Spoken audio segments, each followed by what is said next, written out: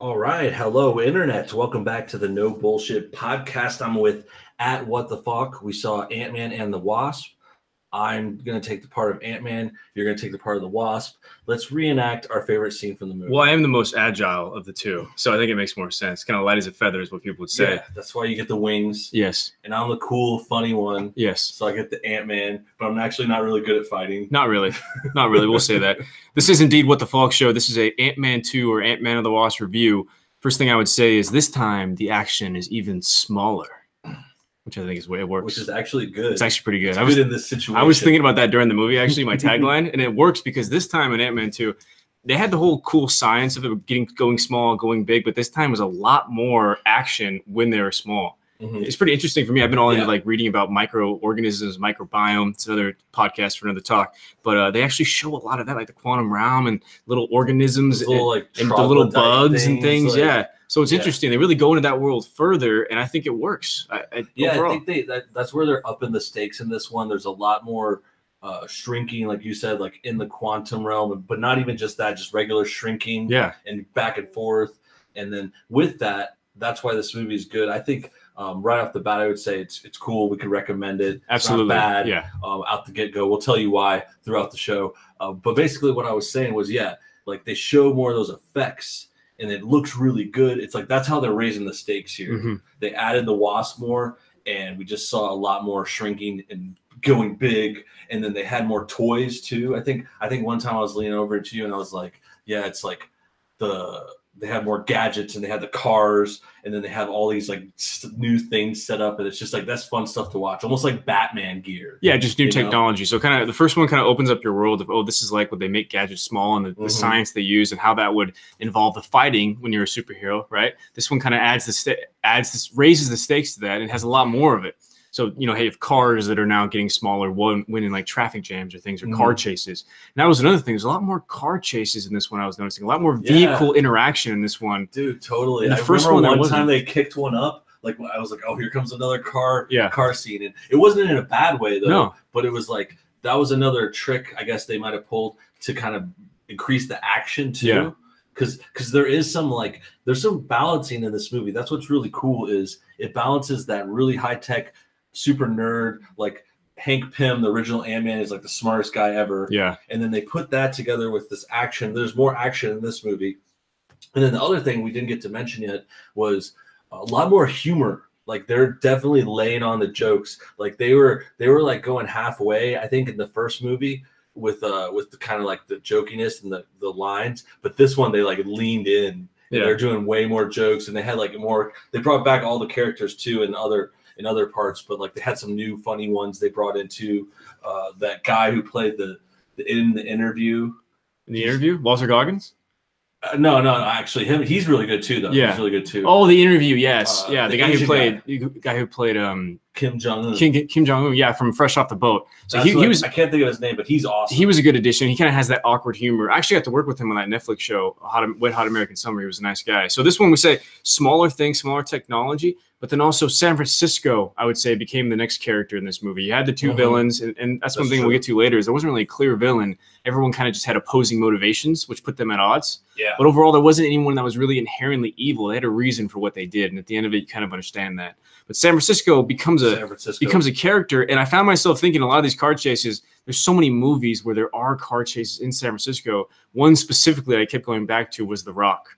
There's a lot of scenes of jump, and like Bullet, which was an old Stephen McQueen movie, was really one of the better car chase movies. Dude, and also the one I was telling you, when it happened in the movie, there was like they did that Starsky and Hutch. Yeah, big jump. And that's San Francisco. Yeah. And it's like they did that car jump, and then they did a few other references just in general San Francisco locations. The Fisherman's Wharf was like the pier, and then they had that winding street. I can't remember the name of that winding street, but everyone knows that San Francisco thing. Yeah. And that was definitely another thing they added on, because I knew the first one was there, and it was like you could kind of tell by the way the houses are too, like because they have those like kind of tall houses on slanted hills. But this one showed some more stuff as well. Well, I think it's funny is we talked about the previous episode we did Sicario 2 was about how of all the sequels in 2015 that came out in 2018. Now, I believe Ant-Man was 2015 or 2016. It's one of them. It's one of them. Another thing you and I talked about, you and I were doing mostly YouTube videos back then, was how every movie was in San Francisco that year. was Ant-Man. San Andreas was mostly based in the Bay Area. So many different movies are San Fran. So I feel like Planet of the Apes. So now we're going back, and it's kind of going back. San Francisco always being a big character in a lot of these movies. It's like a good, I mean, the one obvious, or maybe two, New York and LA are obviously in a lot of movies and TV. Yeah. And then like San Francisco is kind of like the other California city. I feel like it's kind of like the movie city. Yeah. It's in a lot more of the films. It looks more, in general, like I mentioned the houses and how they're more vertical. And it's like San Francisco is just like a more like old school town in a lot of ways, like a lot of old buildings. They have the trolley in the middle of the street. Well, what do you think of Rice-A-Roni, which was great as a kid? San Francisco, or one of the best ever TV shows ever, Full House. I know you had to watch it a little bit as a kid. We all did. In America, no, that's wrong. That's Step by Step. That's a different show. That was right by Valencia, I think. But overall, here, this is What the Funk Show and at No Bullshit. San Francisco. A review / discussion of Ant-Man 2, Ant-Man and the Wasp. And shout out to Calmer Olson donating $20. Love your content, man. Literally agree with everything you have to say. Thank you very much. Thanks for listening to What the Funk Show, man. I appreciate it. So how do I get that $19.99? Is that so that goes to you or me? That comes out of your You end. send me the check. But everyone who's listening, we appreciate it. We got Jack, we got Sheck, we got Calmer Olson again, Rose Dower, Sheck. Any boat chases? Interesting question. There is a boat scene, but not a boat chase. I wonder why he asked that of all things. Well, I think that does go along with Starsky and Hutch. Now that I think of it, or just like action in San Francisco. True. It does always involve the water. So granted, there wasn't a boat chase, but there was that ferry scene, and there was I already mentioned the Fisherman's Wharf, but just like, obviously San Francisco's on the water. It's a port. You got things like in other movies, you mentioned The Rock. There's like that prison there. I want to say Arkham Asylum. Alcatraz. Yeah, also known as Arkham Asylum. So San Fran, we get it. That San Fran. San Fran's a big city. It's expensive. People like a lot of bread there and clam chowder. It is what it is. But what about the villains, other new characters in this movie? Okay, let's talk about that. And then there's a few downsides I would mention later. I don't think it destroys the movie. But but as far as the villain, that's what the first one I thought of when you said it before. Like, there's basically the ghost. And that's the white person you see, like in the white suit. Yeah. Not a white person. No. It's played by a white suit. Mixed race person. True. And they have a white suit. So she's also in two worlds at once. So she knows. She's torn between dimensions. Perfect casting. Much like the ghost character. You've seen the trailers, the one we're talking about. But basically, I think the issue was they had when you were saying it again, I was like, they have a henchman. Yeah. But they didn't have like a boss villain. No, there wasn't like a main guy that everybody was talking to. There wasn't a Thanos. And I think maybe I wonder if that was on purpose, because since we saw Avengers Infinity War, there isn't going to be a bigger villain than Thanos. Yeah. So maybe now just completely have a bunch of different individuals who just have opposing motivations, as I said. So they're good, they're bad, but they're not really a pure villain. There was some confusion. Like, I guess I wouldn't say confusion. It was just kind of like muddled. Yeah. Because like that kind of issue we're talking about. And then the other thing, like, let's mention again, Walton Goggins is in the movie. Great. And he's great. Yeah. And it's nothing against him either. The one thing I'll say before I get to it, though, is I kept thinking of Tomb Raider, because he was in Tomb Raider earlier this year. And he kind of just plays like the same person. Like, he's always like just himself, who's like a Southern guy. Well, he's such a smooth criminal. To be honest, my fiance was saying how much she loved him, because I don't know what she meant by that, but he's very good at being creepy, right? So you have Justified. He was in The Shield, as you said, Tomb Raider. He's a very good, smooth talking, morally ambiguous character that you can never trust. The other one that's excellent is Vice Principals. Yeah, great in that. From last year. Great in Vice Principals. That's one of his like best ever too. Yeah. And but anyway, in this movie, I thought it was funny because like we were talking about the villains and trying to figure out the bad guys, and he was like another bad guy, basically like another henchman. Yeah, like that's what the ghost was, because she wasn't really in charge. And that was like the first villain, but then they had this side villain where he's like just like a kind of like a it's an arms dealer. It's like a criminal crime boss or something. And so that kind of like it worked. It still was good, but there was some like I don't want to say confusion. Like I knew what was going on, but it was kind of like you wish like there was a big villain, which I kind of thought was going to happen, but it didn't end up that way. Well, I guess they had to use 2 or 3 characters to kind of fill that villain role. And if anything, if it kind of hurt the film, it was that I never found myself like really that scared or worried for the characters. It kind of always seemed like it was going to work out. But in a lighthearted Ant-Man movie, I guess that's kind of what you're getting. Yeah. So I guess maybe we're getting a little nitpicky. I would say, first of all, for me, the first half an hour, because they go right in with the Michael Pena jokes, because he kind of made the movie, the last one, with his humor. The first half hour, I didn't think they were really hitting.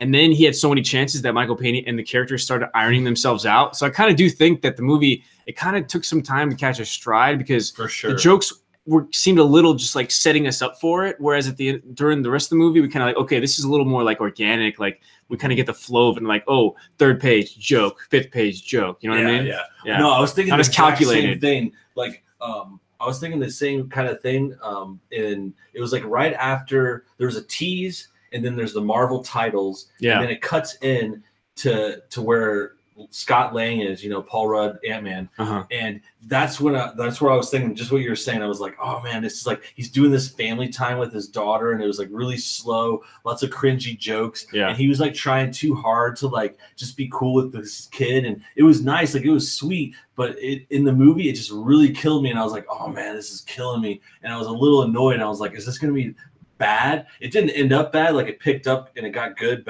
later, but then between that and like the family stuff, and then also just like at the beginning, like you're saying, some of the jokes didn't hit, and I was thinking that too. It was like they tried to be too funny right at the beginning instead of kind of maybe taking it a little more serious and like setting things up, because that's when the Ant-Man humor was funny, was like later on whenever they had some action going, and then he would drop a joke in, or Michael Pena had something in there, like he would come in on one of those car chases. Well, I think people might be confused because for Phase 3 movies overall, all of those movies, the villain starts off the movie. So you have Spider-Man, you have Black Panther. They kind of show the motivation for the villain, and then they do the credits, the Marvel, and then you go in. This one wasn't like that. So it kind of switched up the rhythm and the routine that we've been used to in this whole phase. I think that's kind of why it stumbles in the beginning. But then overall, as we're saying, we're entertained. You know what you're getting out of an Ant-Man movie, and it does kind of get back into a flow of what makes it a positive movie. It's just kind of that beginning, we'd say a little nitpicky, that first 25 minutes could have been better. It felt a little like forced with the jokes. And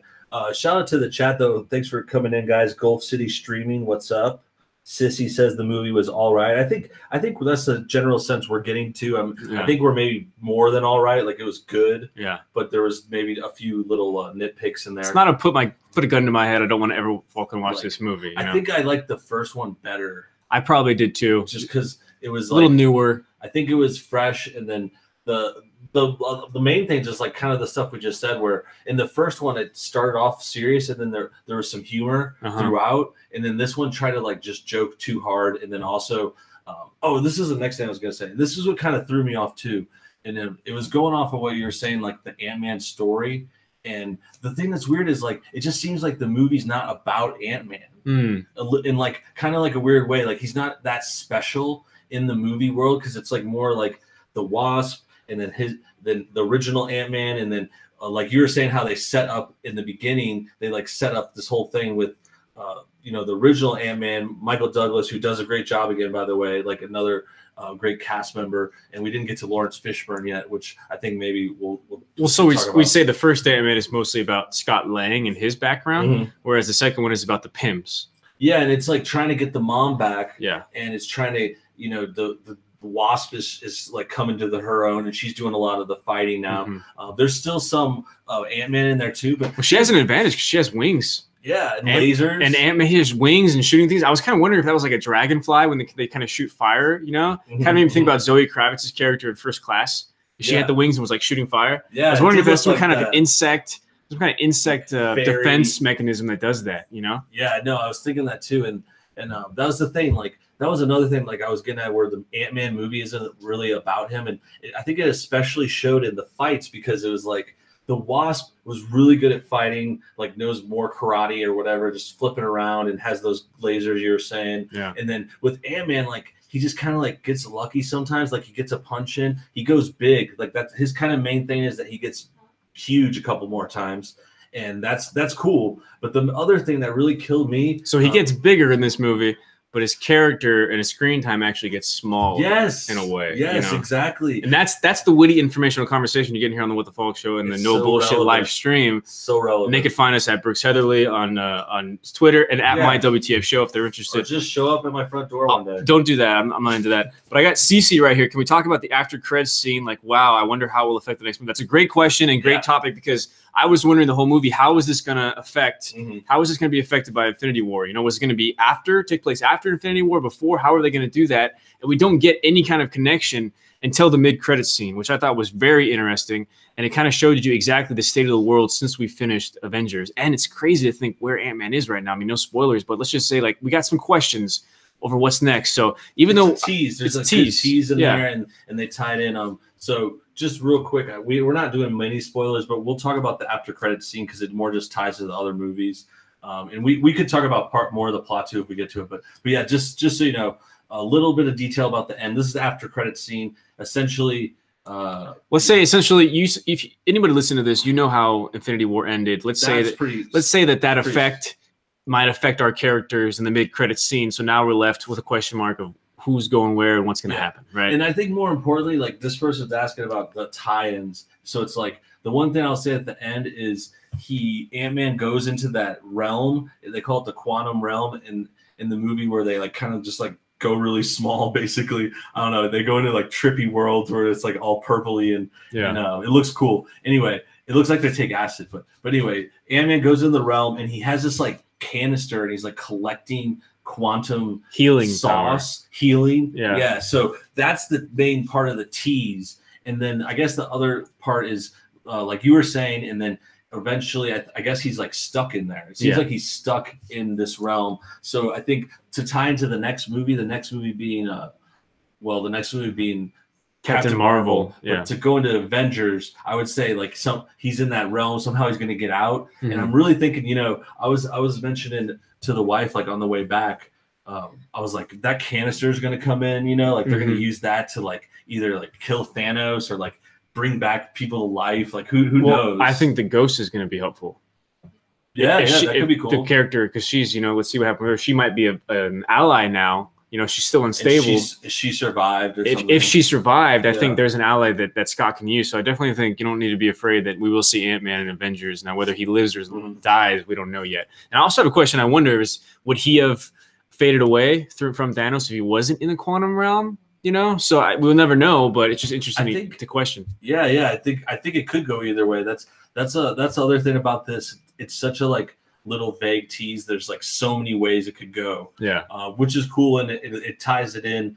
And there's one last end credits one finally. Where they vital. That was a vital. Kind of vital because it kind of was a clip of like Scott's house, and then it shows the if the TV's ever out, if there's ever like a big destructive thing out there or like a distress call or whatnot, the TV has the different colors, the different bars, and there's that noise like distress, like there's no one running things.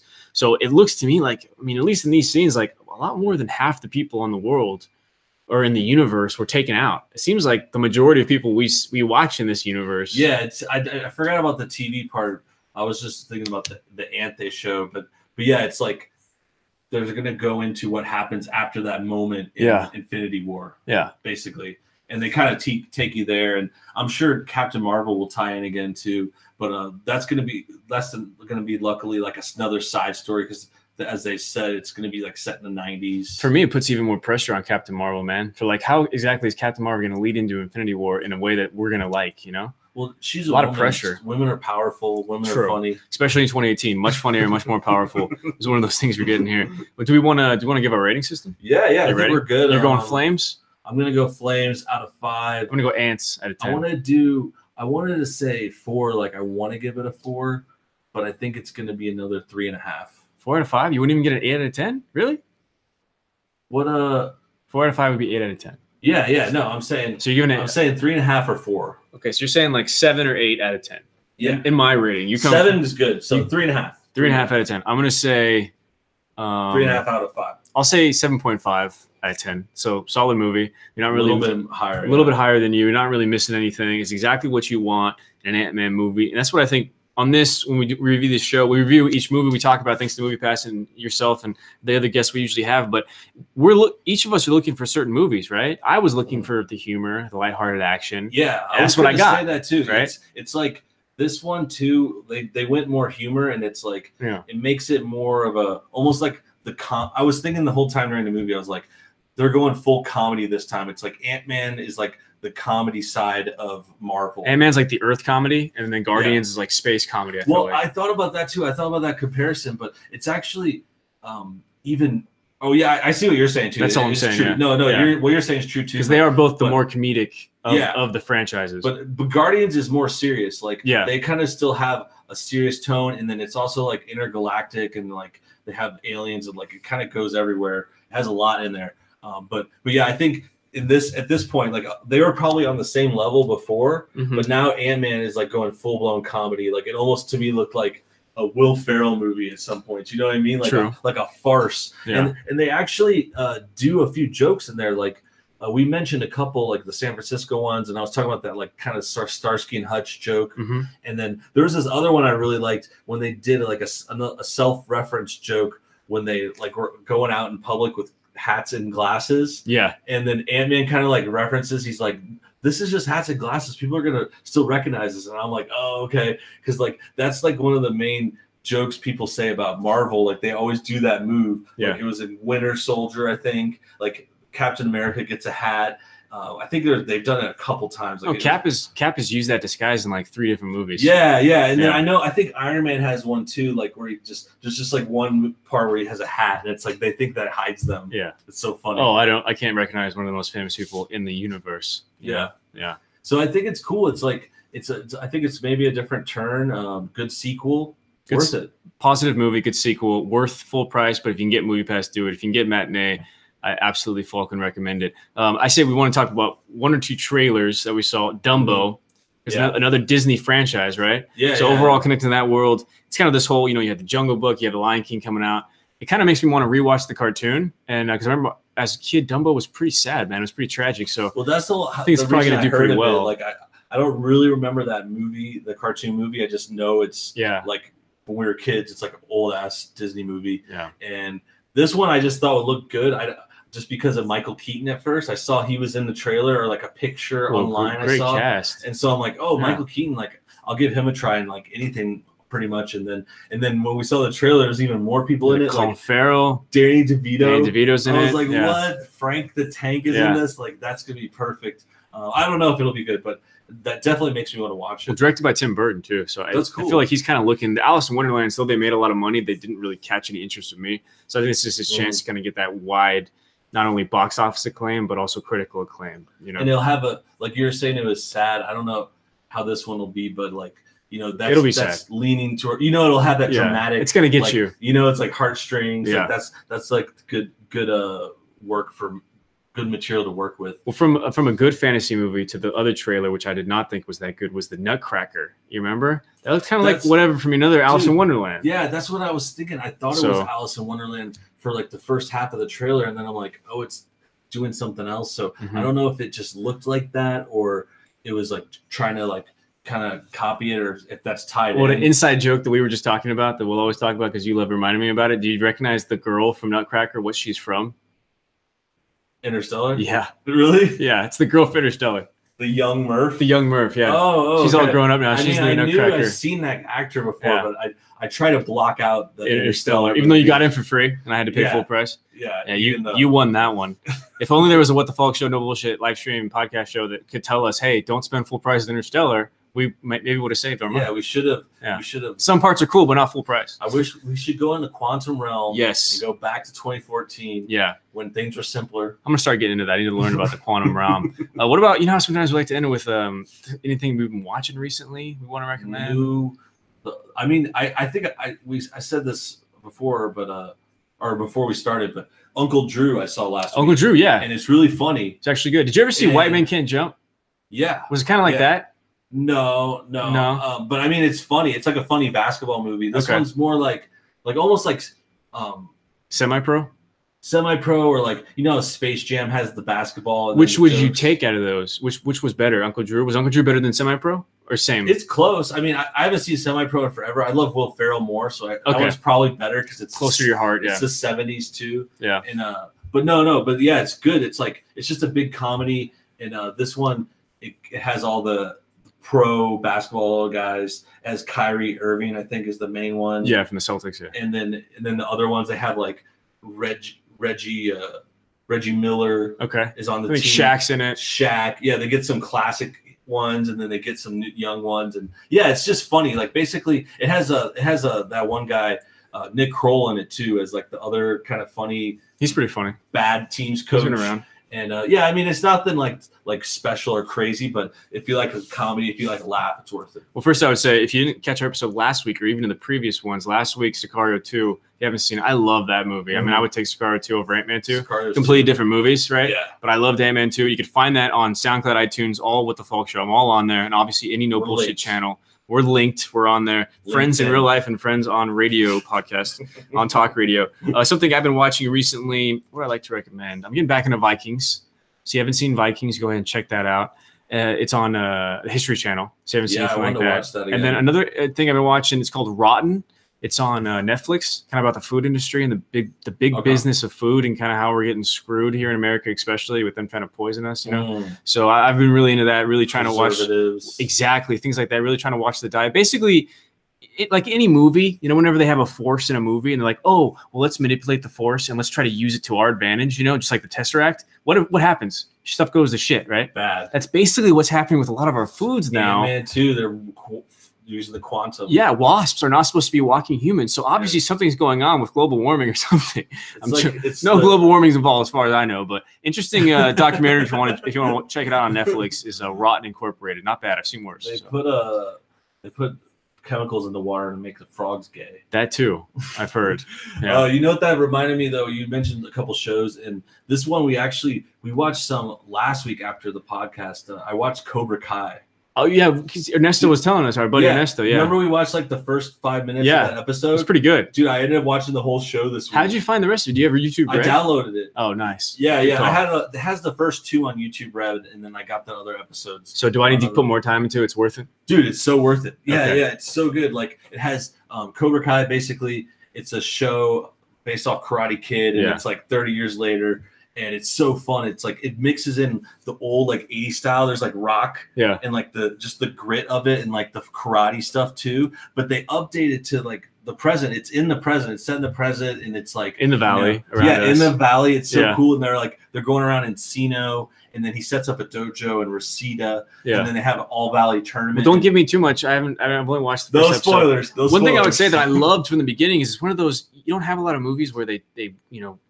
Have a show 20 years later, right? But even different and more specific on this that it's refreshing is that the hero from the first movies, Ralph Macchio, and the villain, the blonde-haired guy from the Cobra Kai, they switch roles, and now Ralph Macchio is the douche bad guy, and then the guy, you know, the misunderstood bad guy who had a lot of pressure, he's the good guy. So it makes me wonder, they should do that with so many different movies, like Top Gun 2. They should make Tom Cruise the bad guy. Like they should switch it up a little bit the bad guy. with other franchises. The way they do it. And it plays out in a lot of different ways in the whole season. But yeah, that's like the first episode. And then, of course, I didn't get to mention that either, but like the cast, bringing back the cast, same like cast, the clutch. Yeah. And then it has their kids kind of like end up taking the mantle and like fighting each other or whatever. But yeah, good show. The one other thing it reminded me of, I don't know why, but I'll just say this.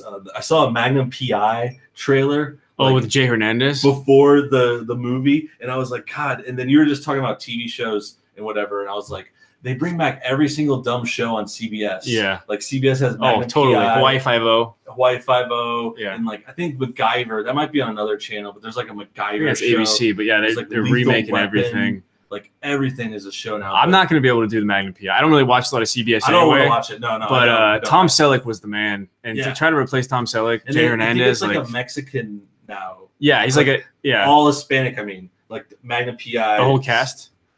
Every single one of them. I don't think the whole cast, but they're switching it up. I don't know. But that's what I was saying. No, because he's like Gonzalez in the show too. So they're like, they changed his name and everything. I don't think I'll be watching it. But if for anyone Falcon listening, if you're deciding if you're going to go see Ant-Man 2, I would Falcon recommend it. Ant-Man 2 is worth it. Thanks for tuning in, guys. Thank you to the chat. Evan, Gage, Gulf, CC. None of your business. None of my business. Wow, woke up in the middle of the night and I get to catch an OBS stream. Welcome back, Misty. Get to catch a Knobs stream. Knobs. Yeah. Slob on my knob. Well, thanks for listening, everybody. And I would say, whether it's my listeners you found on those different podcast platforms, or if you're listening through the No Bullshit YouTube channel, I appreciate you Falcon listening. What the Falk Show. Brooks, again, awesome. Thanks, man. Great What's show. Next? Great movie. What's next week? Next week is Skyscraper. So San Andreas 2. We're looking forward to it. San Andreas 2. We'll see you guys then.